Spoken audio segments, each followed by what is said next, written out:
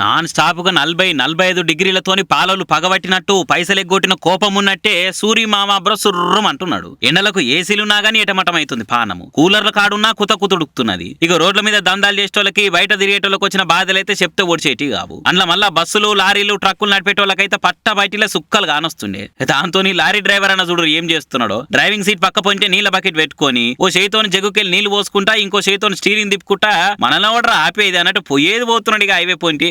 అయినా ఈ ఎండలకు చెమటొచ్చి 2-3 సార్లు తానం చేయవలసిందే. అట్లని బండి ఆపితే లోడ్ పోవులు లేట్ అవుతుందా?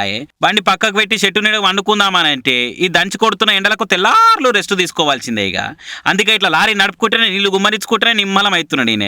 ఇక ఈ వీడియో ఇంటర్నెట్లో వైరల్ అయ్యే వరకల్లా సూచనలుండి ఇదెక్కడ మాసరా మామ అని కొందరంటే, ఉపాయం ఉన్నోడు ఉపాసం మండడం అంటే ఇన్నాం కానీ ఐడియా ఉన్నోడు ఆగకుండా లారీ నడుపుతారని నిరూపించింది అన్న అనుకుంటా ఇంకొందరు కామెంట్ చేస్తున్నారు.